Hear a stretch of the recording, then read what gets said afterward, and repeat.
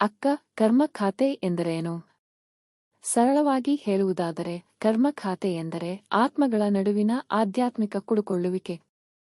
ನಾವು ಯೋಚಿಸಿದಾಗ, ಮಾತನಾಡುವಾಗ ಅಥವಾ ವರ್ತಿಸಿದಾಗಲೆಲ್ಲ ನಾವು ಶಕ್ತಿಯನ್ನು ಸೃಷ್ಟಿಸುತ್ತೇವೆ. ನಾವು ಯಾರನ್ನಾದರೂ ನೋಯಿಸಿದರೆ ನಾವು ಅಹಿತಕರ ಖಾತೆಯನ್ನು ಸೃಷ್ಟಿಸುತ್ತೇವೆ.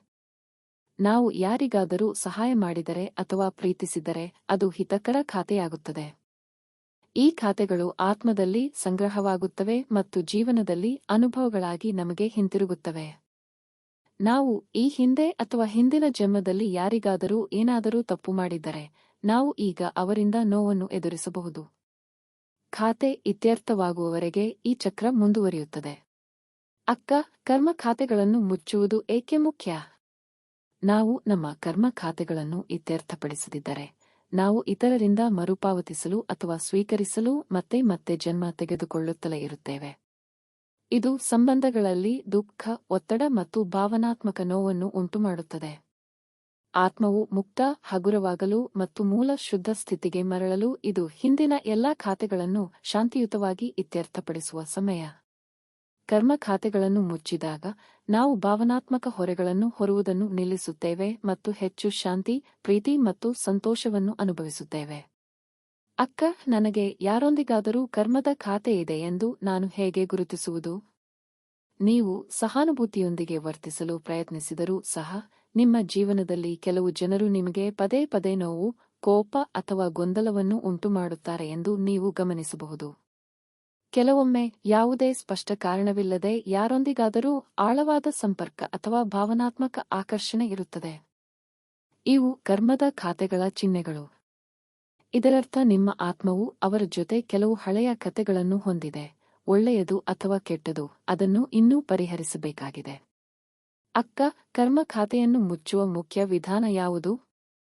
ಮುಖ್ಯ ವಿಧಾನ ರಾಜಯೋಗ ಧ್ಯಾನ. ಅಲ್ಲಿ ನೀವು ನಿಮ್ಮ ಮನಸ್ಸನ್ನು ಪರಮಾತ್ಮನಾದ ಶಿವ ತಂದೆಗೆ ಸಂಪರ್ಕಿಸುತ್ತೀರಿ. ನೀವು ಅವರನ್ನು ಪ್ರೀತಿಯಿಂದ ನೆನಪಿಸಿಕೊಂಡಾಗ ಅವರ ಶಕ್ತಿಶಾಲಿ ಶಕ್ತಿಯು ನಿಮ್ಮ ಆತ್ಮವನ್ನು ಶುದ್ಧೀಕರಿಸುತ್ತದೆ, ಸೂರ್ಯನ ಬೆಳಕು ಮಂಜನ್ನು ಕರಗಿಸಿದಂತೆ. ಈ ಪ್ರಕ್ರಿಯೆಯನ್ನು ಸುಡುವ ಕರ್ಮ ಎಂದು ಕರೆಯಲಾಗುತ್ತದೆ. ಧ್ಯಾನದ ಜೊತೆಗೆ ನೀವು ಆತ್ಮಪ್ರಜ್ಞೆಯನ್ನು ಅಭ್ಯಾಸ ಮಾಡುತ್ತೀರಿ. ನಾವೆಲ್ಲರೂ ಶಾಂತಿಯುತ ಆತ್ಮಗಳು, ಕೇವಲ ದೇಹಗಳು ಅಥವಾ ಪಾತ್ರಗಳಲ್ಲ ಎಂದು ನಿಮ್ಮನ್ನು ಮತ್ತು ಇತರರನ್ನು ನೆನಪಿಸುತ್ತೀರಿ.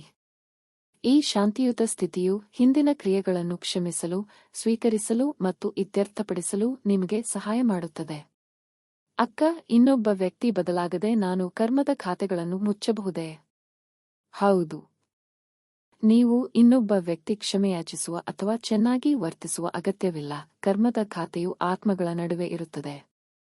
ನೀವು ನಿಮ್ಮ ಆಂತರಿಕ ಪ್ರತಿಕ್ರಿಯೆಯನ್ನು ಬದಲಾಯಿಸಿದರೆ, ಕೋಪ ಅಥವಾ ನೋವಿನಿಂದ ಪ್ರತಿಕ್ರಿಯಿಸುವುದನ್ನು ನಿಲ್ಲಿಸಿ ಮತ್ತು ಶಾಂತಿಯನ್ನು ಕಳುಹಿಸಲು ಪ್ರಾರಂಭಿಸಿದರೆ, ನೀವು ಖಾತೆಯನ್ನು ಇತ್ಯರ್ಥಪಡಿಸಲು ಪ್ರಾರಂಭಿಸುತ್ತೀರಿ.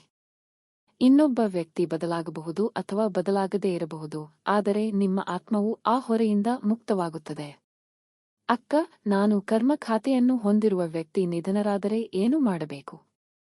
ವ್ಯಕ್ತಿಯು ದೇಹದಲ್ಲಿ ಇಲ್ಲದಿದ್ದರೂ ಅವರ ಆತ್ಮ ಇನ್ನೂ ಅಸ್ತಿತ್ವದಲ್ಲಿದೆ. ಆತ್ಮಗಳು ಆಲೋಚನೆಗಳನ್ನು ಸ್ವೀಕರಿಸಬಹುದು. ನೀವು ಧ್ಯಾನದ ಮೂಲಕ ಶಾಂತಿ, ಪ್ರೀತಿ ಮತ್ತು ಕ್ಷಮೆಯ ಶುದ್ಧ ಕಂಪನಗಳನ್ನು ಕಳುಹಿಸಿದರೆ ಶಕ್ತಿಯು ಅವರನ್ನು ತಲುಪುತ್ತದೆ. ಇದು ಖಾತೆಯನ್ನು ಇತ್ಯರ್ಥಗೊಳಿಸಲು ಸಹಾಯ ಮಾಡುತ್ತದೆ. ಕರ್ಮ ಶಕ್ತಿಯನ್ನು ಪರಿಹರಿಸಲು ದೈಹಿಕವಾಗಿ ಮಾತನಾಡುವ ಅಥವಾ ಭೇಟಿಯಾಗುವ ಅಗತ್ಯವಿಲ್ಲ. ಅಕ್ಕ, ಕರ್ಮ ಖಾತೆಗಳನ್ನು ಮುಚ್ಚುವಲ್ಲಿ ನಿರ್ಲಿಪ್ತತೆ ಯಾವ ಪಾತ್ರವನ್ನು ವಹಿಸುತ್ತದೆ? ನಿರ್ಲಿಪ್ತತೆ ಎಂದರೆ ಭಾವನಾತ್ಮಕವಾಗಿ ಅವಲಂಬಿತರಾಗದೆ ಇತರರನ್ನು ಪ್ರೀತಿಸುವುದು. ಅದು ಕಮಲದ ಹೂವಿನಂತೆ ಸುಂದರ, ಆದರೆ ಕೆಸರಿನಲ್ಲಿ ಸಿಲುಕಿಕೊಳ್ಳದಿರುವುದು. ನೀವು ನಿರ್ಲಿಪ್ತರಾಗಿರುವಾಗ ಇತರರ ನಡವಳಿಕೆಯಿಂದ ನೀವು ತೊಂದರೆಗೊಳಗಾಗುವುದಿಲ್ಲ. ಇದು ನಿಮ್ಮ ಶಾಂತಿಯನ್ನು ಕಾಪಾಡಿಕೊಳ್ಳಲು ಮತ್ತು ಹೊಸ ಕರ್ಮ ಖಾತೆಗಳನ್ನು ರಚಿಸುವುದನ್ನು ತಪ್ಪಿಸಲು ಸಹಾಯ ಮಾಡುತ್ತದೆ. ಇದು ಹಳೆಯ ಖಾತೆಗಳನ್ನು ಹೆಚ್ಚುವರಿ ಭಾವನೆಗಳಿಲ್ಲದೆ ಶಾಂತಿಯುತವಾಗಿ ಇತ್ಯರ್ಥಪಡಿಸಲು ಸಹ ಅನುಮತಿಸುತ್ತದೆ.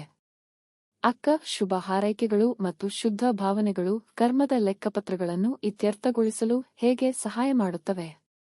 ಶುಭ ಹಾರೈಕೆಗಳನ್ನು ಕಳುಹಿಸುವುದು ಎಂದರೆ ಈ ಆತ್ಮವು ಸಂತೋಷ, ಶಾಂತಿ ಮತ್ತು ಮುಕ್ತವಾಗಿರಲಿ. ಯಾರಾದರೂ ನಿಮ್ಮನ್ನು ನೋಯಿಸಿದರೂ ಸಹ ಅವರಿಗೆ ಪ್ರೀತಿ ಮತ್ತು ಶಾಂತಿಯನ್ನು ನೀಡುವುದರಿಂದ ಹಳೆಯ ಚಕ್ರವನ್ನು ಕೊನೆಗೊಳಿಸಲು ಸಹಾಯ ಮಾಡುತ್ತದೆ.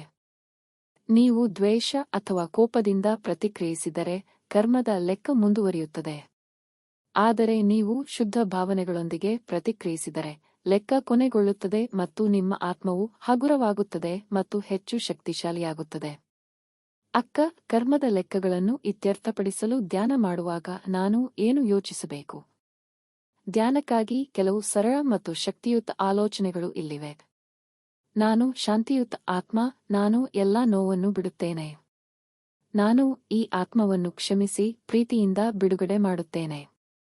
ಶಿವ ತಂದೆ ಬೆಳಕು ನನ್ನ ಆತ್ಮವನ್ನು ಶುದ್ಧೀಕರಿಸುತ್ತಿದೆ ಮತ್ತು ಎಲ್ಲಾ ಹಳೆಯ ಲೆಕ್ಕಗಳನ್ನು ಇತ್ಯರ್ಥಪಡಿಸುತ್ತಿದೆ.